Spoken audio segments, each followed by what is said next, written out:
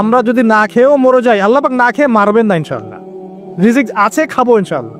কিন্তু হয়তো বা অভাব হবে, টাকা পয়সা একটু কম হতে পারে, অন্যের 10 তলা ফ্ল্যাট হবে, আমার হবে না, ঠিক আছে, অন্যের এত বিঘা বিঘা জমি আমার হয়তো হবে না, কিন্তু ইনশাআল্লাহ তাআলা এই যে দুনিয়ার মুসাফিরের জীবনটা, এটা মুসাফিরের জীবন না? মুসাফিরের জীবনটা কেটেই যাবে ইনশাআল্লাহ। কাটবে না? যে কোনো ভাবে কেটে তো যাবেই ইনশাআল্লাহ। এই যে পরকালের জীবনটা একটা চেতনার শক্তি, জানেন? দুনিয়াতে যত বাধা বিপত্তি আসুক, গাল মন্দ খান, গীবত তহমত খান, কষ্ট হোক, নির্যাতন হোক, একটা বিষয় মনের মধ্যে শান্তি দেয়। কি শান্তি? যে এই দুনিয়ার জীবনটা তো আর চিরস্থায়ী নয়, এটা তো আর সারা জীবন থাকবে না। ইনশাআল্লাহ এই অবস্থা আস্তে আস্তে পরিবর্তন হয়ে যাবে। ফাইন্না মাআল উসরি ইউসরা, পরকালে ইনশাআল্লাহ পাবো। দুনিয়াতে না পেলে কি হয়েছে, পরকালে পাবো ইনশাআল্লাহ। যুবক ভাই, এইসব জেনা ছেড়ে দেন, আল্লাহ রাব্বুল আলামিন আপনার জন্য হুর রেখেছেন জান্নাত, ইনশাআল্লাহ পাবেন ইনশাআল্লাহ। এটা ছেড়ে দেন, সুদ ছেড়ে দেন, আল্লাহ পাক আপনার জন্য হাউজে কাউসার রাখছে ইনশাআল্লাহ, ঠিক আছে? অন্যায় পাপ ছেড়ে দেন, আল্লাহ রাব্বুল আলামিন আপনার জন্য জান্নাত রেডি করে রাখছে ইনশাআল্লাহ। এই দুনিয়ার জীবনটা ধোঁকা, একটা ছোট্ট জীবন, পুরা ধোঁকা, কিচ্ছু নাই এর মধ্যে। আমার কথা শোনেন, এই দুনিয়ার জীবনে কিছুই নাই। চারপাশে অনেক কিছু মনে হবে, আপনার বাড়ি আছে, গাড়ি আছে, স্ট্যাটাস আছে, টাকা পয়সা, প্রতিপত্তি সব আছে। আদতে আপনি একা, আদতে আপনাকে একাই কবরে যাওয়া লাগবে, একাই আল্লাহর সাথে হিসেব নিকেশ দিতে হবে। কেউ নাই সাথে, আমাদের সাথে কেউ নাই। কিন্তু আপনি মনে করছেন যে সেলিব্রিটিজম বড়, আমি পলিটিক্যাল নেতা হয়েছি, আমাকে সবাই চেনে, আমি ইকোনমিক সেক্টরে লিড দেই, রাষ্ট্রকে লিড দেই, আমি ধর্মতাত্ত্বিক ক্ষেত্রে লিড দেই, আমাকে দেখলে মানুষ বাহবা দেয়, ইত্যাদি ইত্যাদি। দিন শেষে আমি একা, আপনিও একাই, আমাকেও একাই যেতে হবে, আপনাকেও একাই যেতে হবে। এগুলো সব চারপাশের খালি অন্ধ মোহ, আর কিছু না। তো এই মোহের মধ্যে ঢুকে পড়বেন না, আল্লাহ পাক তৌফিক এনায়েত করুন। নবী সাল্লাল্লাহু আলাইহি ওয়াসাল্লাম বারবার বলতেন, আল্লাহুম্মা ইন্নী আউযু বিকা মিন ফিতনাতিদ দুনিয়া, বলতেন না? হে আল্লাহ, আমি এই দুনিয়ার ফিতনা থেকে তোমার কাছে আশ্রয় প্রার্থনা করছি। ওয়া ইন্নী আউযু বিকা মিন ফিতনাতিন নিসা, আমি মহিলাদের ফিতনা থেকেও আশ্রয় প্রার্থনা করছি। আরো দোয়া করতেন, আল্লাহুম্মা ইন্নী আউযু বিকা মিন আযাবিল কবর, হে আল্লাহ, আমি কবরের আযাব থেকে আশ্রয় প্রার্থনা করছি। ওয়া আযাবি জাহান্নাম, জাহান্নামের আযাব থেকে আশ্রয় প্রার্থনা করছি। ওয়া মিন ফিতনাতিল মাহইয়া ওয়াল মামাত, জীবন মৃত্যুর ফিতনা থেকে আশ্রয় প্রার্থনা করছি। ওয়া মিন শাররি ফিতনাতিল মাসিহিদ দাজ্জাল, এবং দাজ্জালের ফিতনা থেকে আশ্রয় প্রার্থনা করছি। দাজ্জালের পরে আসবো ইনশাআল্লাহ। দাজ্জাল নিয়ে আলোচনা করলে আবার কিছু মানুষ খারেজি ট্যাগ লাগাই দিতে পারে, ওই জন্য এদিকে আমি এখন যাচ্ছি না। হ্যাঁ, সামনে আসি। তো রিবার বিষয়টা বলছিলাম। আইয়ামে জাহিলিয়াতের যে সেই রিবা এখনকার বিশ্বে আছে কি নাই বলেন? ওই সময় না হয় মক্কায় ছিল, এখন কি সারা বিশ্বব্যাপী নাই? বিশ্বের কোনো কান্ট্রি রিবা মুক্ত না, বিশ্বের কোনো দেশ রিবা থেকে মুক্ত থাকতে পারবে না, এই বিশ্ব পরিচালনা যারা করছে ওদের আন্ডারে থাকলে। কখন হবে বিশ্ব রিবা মুক্ত? একদিন বিশ্ব রিবা মুক্ত হবে ইনশাআল্লাহ। একদিন না একদিন এই বিশ্বটা সুদমুক্ত হবে ইনশাআল্লাহু তাআলা। তখন জালেম পার পাবে না, মাজলুমের রক্ত শ্রম বৃথা যাবে না ইনশাআল্লাহ। কবে, কত বছর পর আমি জানি না, কিন্তু এতটুকু জানি যে মালহামার পরে যখন আল মাহদি আসবেন, এবং তারপর যখন মাসিহুদ দাজ্জাল বের হবে, এবং ঈসা ইবনে মারইয়ামকে আল্লাহ পাক নামিয়ে দিবেন, তার হাতে যখন দাজ্জাল নিহত হবে, এবং জেরুজালেম থেকে যখন পুরো বিশ্ব শাসন করা হবে মুসলিমদের হাতে, তখন রিবা বলে কিচ্ছু থাকবে না পৃথিবীতে ইনশাআল্লাহ। তার আগ পর্যন্ত এই অবস্থা সলভ হবে কিনা আমরা জানি না, হতেও পারে নাও হতে পারে, তবে ওই সময় যে হবে নিশ্চিত ইনশাআল্লাহ। আসুন, আইয়ামে জাহিলিয়াতের আরেকটা বড় পাপ ছিল, যে এক ভাই বলেছেন, সেটা হচ্ছে নারীর অবমাননা। কে বলেছে এই কথাটা? সামনে একজন। হ্যাঁ, আইয়ামে জাহিলিয়াতের অন্যতম একটা সেরা পাপ ছিল কি? নারীর অবমাননা। এটা নিয়ে কি বলতে হবে? এখন ধর্মের মধ্যেও আমরা নারীদেরকে অবমাননা করছি। বহু নামাজি ব্যক্তি আছে আমাদের মধ্যে, দেখবেন বোনের সম্পত্তি দেয় নাই, মেয়েকে শিক্ষিত করতে চাচ্ছেন না। কেন চাচ্ছেন না? ওর কি অধিকার নাই শিক্ষার? আপনি কি জানেন যে আয়েশা রাদিয়াল্লাহু আনহার কাছে বহু সাহাবী হাদিসের তালিম নিয়েছেন, বহু হাদিস শিখিয়েছেন কে? মা আয়েশা রাদিয়াল্লাহু আনহা। তো তিনি যদি শিক্ষিত না হতেন, শেখাতে পারতেন? তো মেয়েদের শিক্ষার দরকার আছে না? হ্যাঁ, কি বিষয় দরকার? তাদের উপযুক্ত পরিবেশ নিশ্চিত করতে হবে, নিরাপত্তা, পর্দা, এগুলো নিশ্চিত করতে হবে। তারপরে মেয়েদেরকে আপনি অবশ্যই শিক্ষিত করবেন। ঘরের কোণে বসে রাখতে কে বলেছে? আপনি নিরাপদ পরিবেশ দেন, পর্দা দেন, তারা মাদ্রাসা যাবে, পড়াশোনা করবে। ঠিক আছে? আল্লাহ পাক আমাদের মা বোনদেরকে শিক্ষিত করার তৌফিক দান করুন, আমিন। ভালো ভালো কোয়ালিটি সম্পন্ন মহিলা মাদ্রাসা গড়ে তোলেন। আর মেয়েরা যদি শিক্ষিত না হয় তাহলে আমাদের বাড়ির বউরা শিক্ষিত হবে না। আর বউ শিক্ষিত না হলে আপনি একা শিক্ষিত হয়ে লাভ নাই। তখন ওই যে বললাম টর্চার সেল, ওই টর্চার সেলে ঢুকতে হবে আর কি। কথা বুঝতে পারছেন না? আগে বিয়ে শাদী করেন, বুঝবেন ইনশাআল্লাহ। আর যারা করেছেন তারা অলরেডি হাসছে যে মিট করে দেয়। ঠিক আছে? আচ্ছা, সামনে আসেন। দেখেন মেয়েদের অবমাননা কিভাবে দেখাবো। সবচেয়ে বড় অবমাননা হচ্ছে ওদের দেহটাকে আমরা এখন পণ্য বানিয়েছি। এই যে পর্নোগ্রাফি দেখেন, এই মেয়েগুলোর ইজ্জতের কোনো দাম নাই। মানে তাদের দেহটাকে একটা ব্যবসার সামগ্রী বানানো হয়েছে। এবং আমি একটা লেকচার দিয়েছিলাম ঢাকায়, নীল দর্পণ, দেখবেন অনলাইনে আছে। ওখানে আমি স্ট্যাটিস্টিক দেখিয়েছি যে সারা বিশ্বে এই যে আমেরিকায় শুধুমাত্র $12 বিলিয়ন ব্যবসা করে পর্ন দিয়ে। এটা একটা ব্যবসা, একটা ইন্ডাস্ট্রি। যেমন ফিল্ম ইন্ডাস্ট্রি আছে, তারপরে গানের ইন্ডাস্ট্রি আছে না, এরকম একটা ইন্ডাস্ট্রি হচ্ছে এই পর্ন ইন্ডাস্ট্রি। এখানে সবাই অ্যাক্টর অ্যাক্ট্রেস, এটা হচ্ছে অভিনেতা অভিনেত্রী। এখানে যা দেখানো হয় এগুলো কিন্তু রিয়েল না, বাস্তব না, সব ফেক। বুঝতে পারছেন না কথা?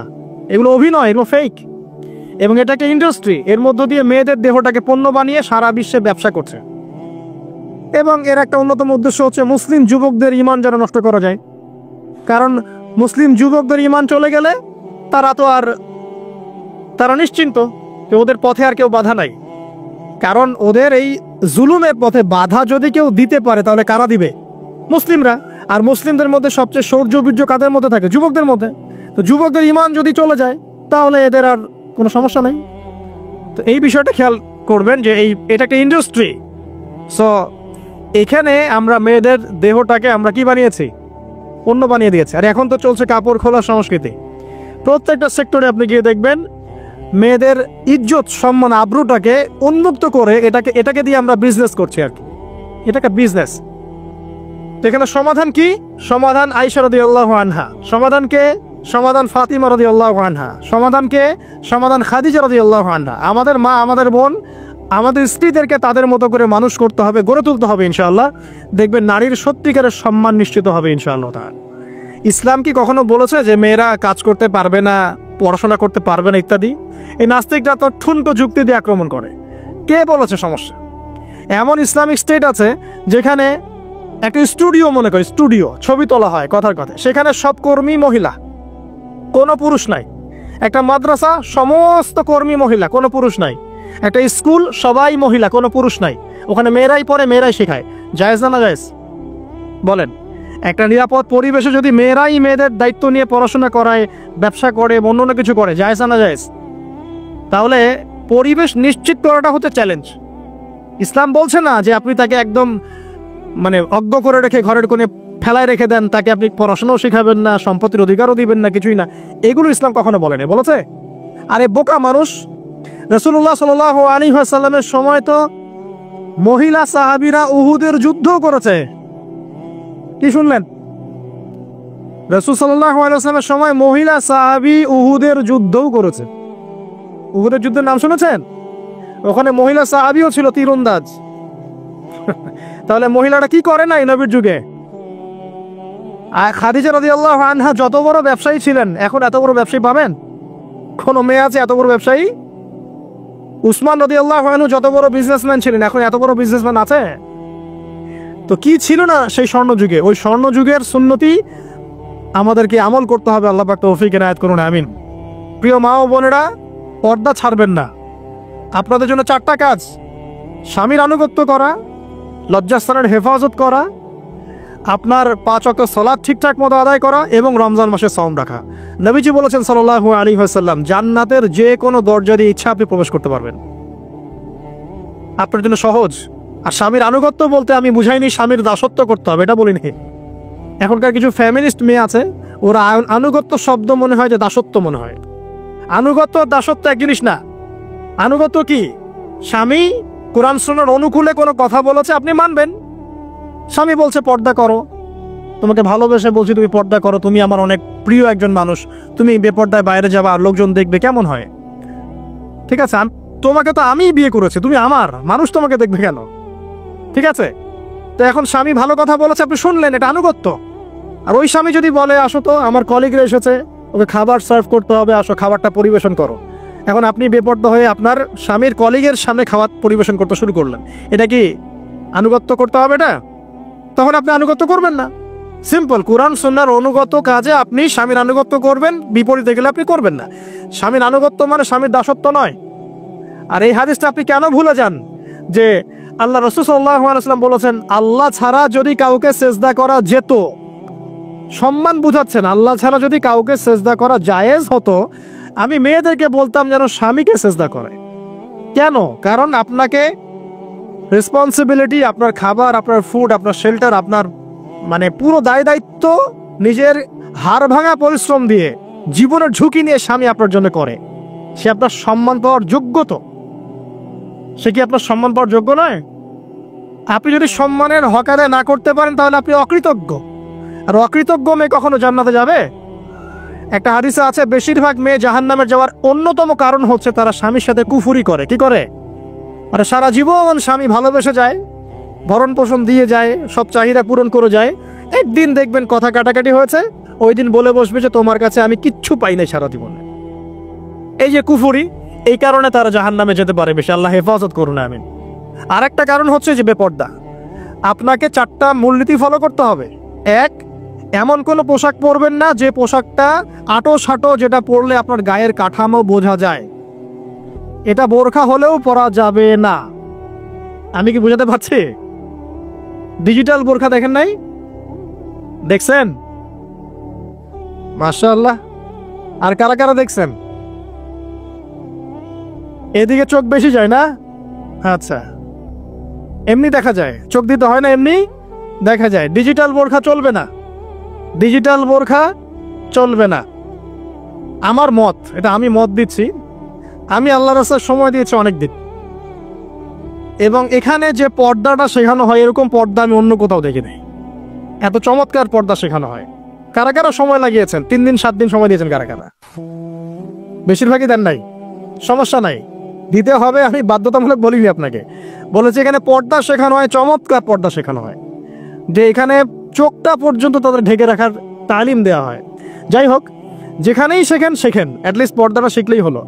এমন পোশাক হবে না যেই পোশাকটা আটো সাটো, যেটা পরে আপনার গায়ের কাঠামো বোঝা যায়। 2 নম্বরে এমন পোশাক পরা যাবে না যেই পোশাকটা পরলে বাইর থেকে ভিতরের অঙ্গ দেখা যায়। দেখেছেন? দেখেন নাই? দেখছেন হুজুর? আচ্ছা, আপনারা তো সব দেখেন দেখি।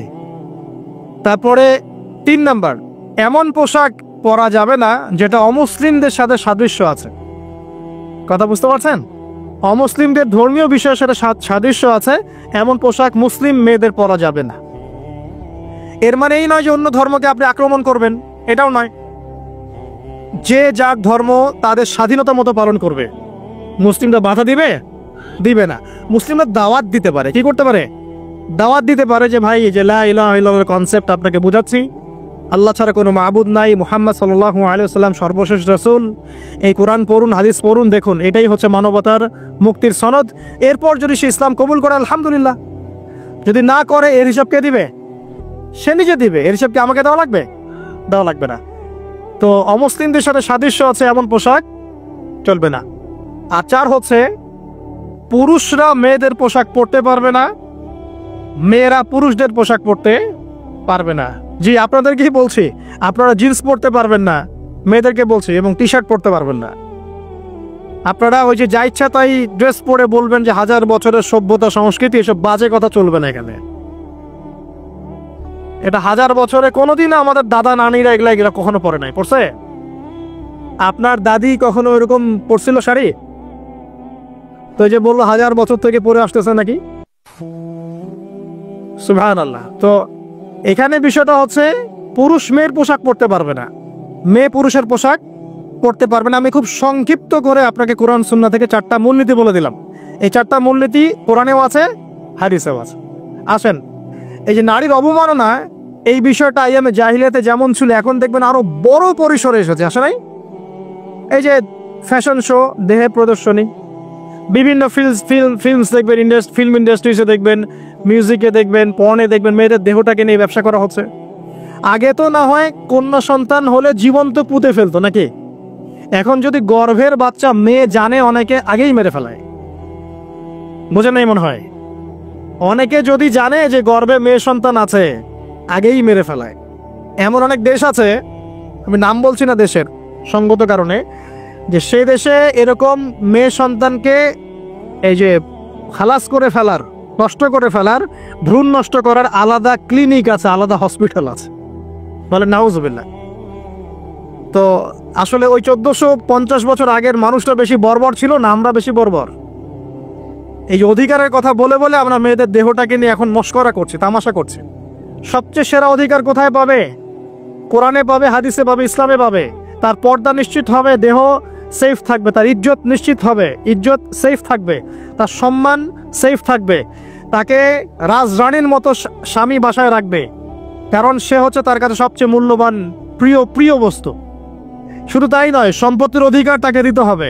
একজন মেয়ে তার ভাইয়ের সম্পত্তি পাবে, তার বাবার সম্পত্তি পাবে, তার স্বামীর সম্পত্তি পাবে, সব দিক থেকে সে সম্পত্তি পাবে। আর একজন ছেলে কিন্তু সব দিক থেকে সম্পত্তি পাবে না। এই বিষয়গুলো যখন এক শ্রেণীর মানুষ বোঝে না, তখন ইসলামের বিরুদ্ধে অহেতুক প্রোপাগান্ডা চালানো শুরু করে। সবচেয়ে সেরা সম্মান রক্ষার উদাহরণ দেয়া হয়েছে ইসলামে, কোরআনে এবং হাদিসে। এই কথাটা আপনাদের মা বোনদেরকে বুঝাবেন, তবে নম্রতার সাথে বুঝাবেন, কারণ উচ্চবাচ্য করলে তারা কথা শুনবে না। আল্লাহ রাসূল সাল্লাল্লাহু আলাইহি ওয়াসাল্লাম বলেছেন, কিছুটা বাঁকা হাত দিয়ে তাদেরকে তৈরি করা হয়েছে। যদি আপনি শক্ত করে চাপ দিতে যান তাহলে ভেঙে যাবে, আর যদি আপনি ওই অবস্থায় ছেড়ে দেন তাহলে বাঁকাই থেকে যাবে। এখানে আপনাকে হিকমা অবলম্বন করতে হবে। আল্লাহ পাক তৌফিক দান করুন। একটা বিষয় বলছিলাম, ওই যে শিরকের পাপ এখন গ্লোবালাইজেশন হয়েছে না, ওই সুদের পাপ এখন গ্লোবালাইজেশন হয়েছে না। গ্লোবালাইজেশন বোঝেন? মানে বিশ্বায়ন, পুরো বিশ্বে ছড়িয়ে পড়েছে না। আরেকটা হচ্ছে এই যে মেয়েদের অবমাননা, এটা সারা বিশ্বে ছড়িয়ে পড়ে নাই? আচ্ছা, আর দুটা বলবো, এরপর বলে আমি শেষের দিকে যাচ্ছি। আসেন, একটা হচ্ছে মাদক। আইয়ামে জাহিলিয়াতের অন্যতম সেরা পাপ ছিল কি? মাদক। ওই যে বলছেন জাহিলি যুগ, কেন বলছেন জাহিলি যুগ? বিকজ ওইখানে মাদক খেত মানুষ বেশি। এখন বলেন, ওখানে না হয় মক্কায় মাদক খেত মানুষ, এখন সারা বিশ্বে মাদক ছড়িয়ে পড়ে নাই? বেশি না কম? এখন এই যে নতুন নতুন মাদক আসছে, ইয়াবা, আরো নাকি কি কি আসছে নতুন নতুন, আমরা নামও জানি না।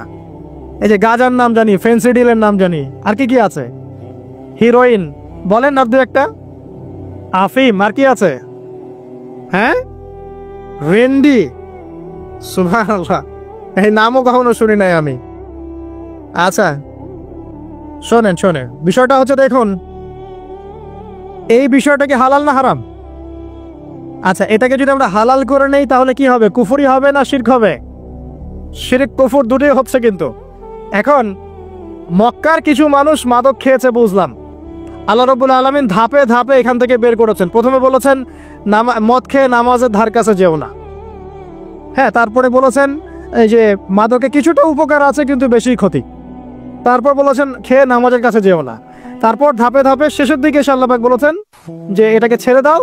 সূরা মাইদায় পড়ে দেখেন, এটা শয়তানের কাজ। তখন সাহাবায়ে কেরাম রাদিয়াল্লাহু আনহুম পুরোপুরি মাদক থেকে নিজেদেরকে মুক্ত করলেন। এরপরে কি কখনো তারা মাদক ছুঁয়েও দেখেছেন?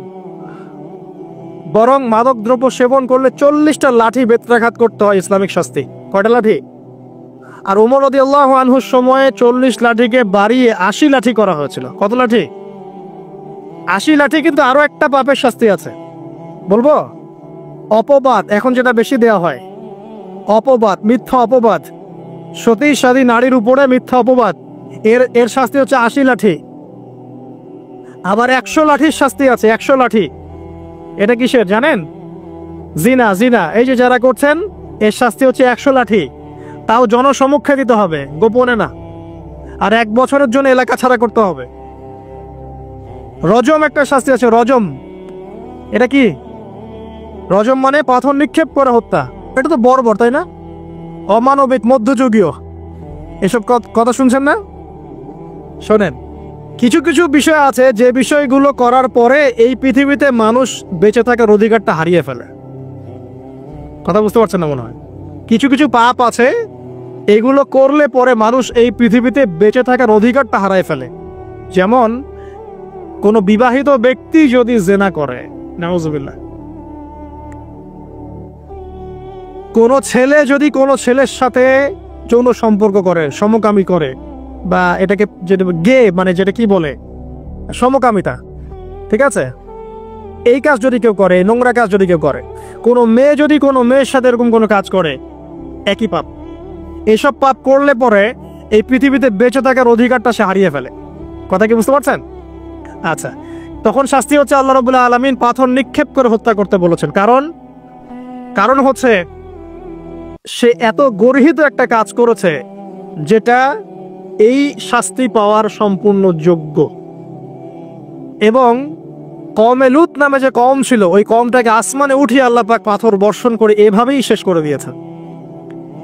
জর্ডান একটা দেশ আছে না, জর্ডানের পাশে ডেড সি নামে একটা জায়গা আছে, ডেড সি, মৃত সাগর।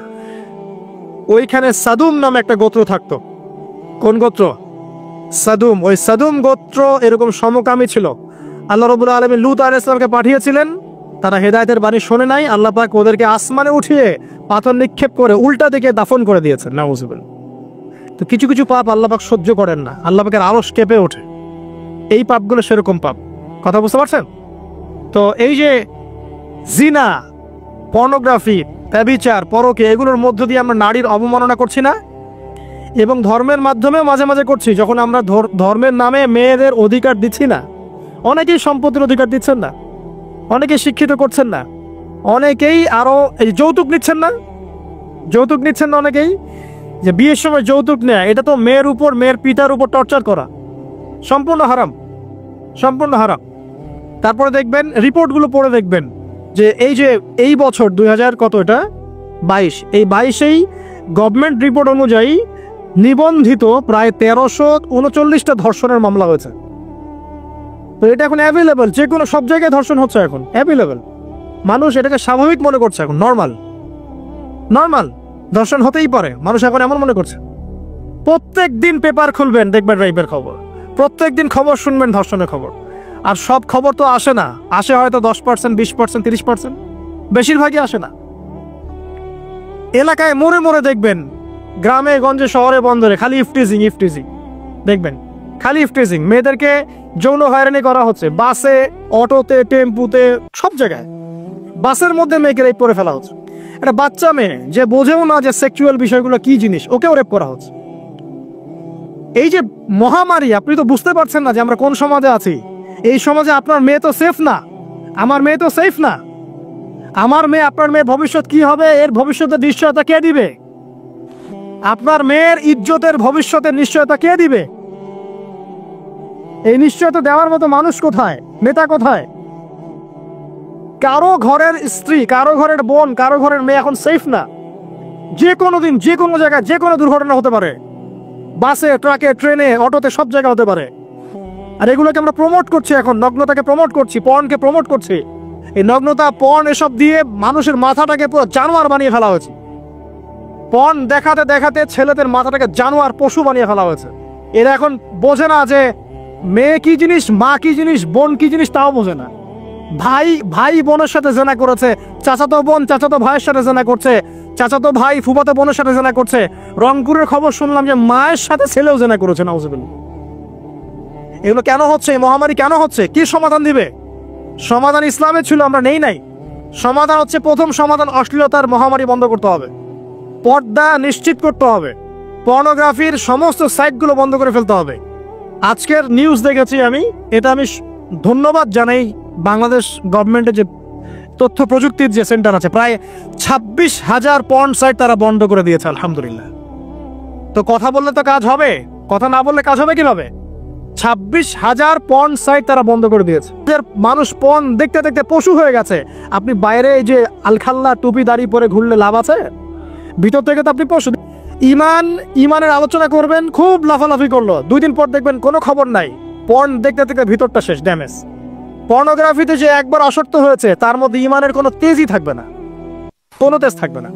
এখন আলেম জালেম সবার ফোনে ফোনে দেখবেন পর্ন চলে আসতেছে। কেউ দেখতে না চাইলেও তাকে দেখতে বাধ্য করা হচ্ছে। ফেসবুকে ঢুকবেন, নগ্ন দৃশ্য।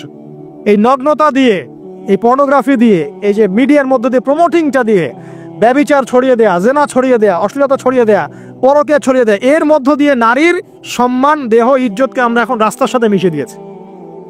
কিসের অধিকারের কথা বলছে? কিসের নারী অধিকারের কথা বলছে?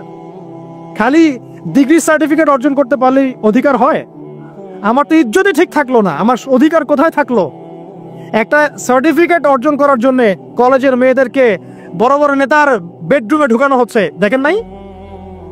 তো একটা সার্টিফিকেট অর্জন করতেই হবে আমাকে, নিজের ইজ্জত বিক্রি করে দিয়ে হলেও আমার সার্টিফিকেট অর্জন করতেই হবে? লাথি মারি এসব পড়াশোনার পিছনে, দরকার নেই আমার পড়াশোনা। হচ্ছে বাসায় এলাকায় এলাকায় মহিলা মাদ্রাসা করেন, মাদ্রাসায় মেয়েদেরকে পড়ান। আমি খুব দুঃখের সাথে বলছি, অনেক মাদ্রাসাতেও এরকম ঘটনা কিন্তু ঘটেছে না? এখানে একটা কথা আমরা পরিষ্কার করতে চাই, সেটা হলো যে পাপ পাপী, রেপ রেপি, ধর্ষণ ধর্ষণী, সে আলেম করুক আর জালেম করুক, ইমাম করুক আর জালেম করুক, ফাসেক করুক, সবাইকে সমান শাস্তি নিশ্চিত করতে হবে। আর শাস্তি হবে দৃষ্টান্তমূলক, যেন আরো 10 জন থেকে শিক্ষা নেয়। ওই যে ইসলামে আছে না হাত কেটে ফেলা, কি কারণে বলেন তো? কারণ সবাই যখন দেখবে এই যে খুঁটির সাথে বেঁধে একটা চোরের হাত কেটে ফেলা হয়েছে, এলাকার সব মানুষ দেখেছে, চুরি বাড়বে না কমবে? নিশ্চিত চুরি কমে যাবে ইনশাআল্লাহ। তো এই যে নারীর অবমাননার ওই যুগের চেয়ে এই যুগে বেশি না কম? আপনি ভালো করে আল্লাহর নূর দিয়ে দেখেন। আমি প্রথমে বলেছি, শুধু বাইরের চোখ দিয়ে দেখলে সব বুঝতে পারবেন না আপনি। আল্লাহ পাকে নূর দিয়ে দেখেন, কোরআন সুন্নাহর গভীর জ্ঞান দিয়ে দেখেন, দেখবেন ওই জাহিলিয়াতের চেয়ে 1000 গুণ বেশি জাহিলিয়াত এখনকার বিশ্বে চলছে।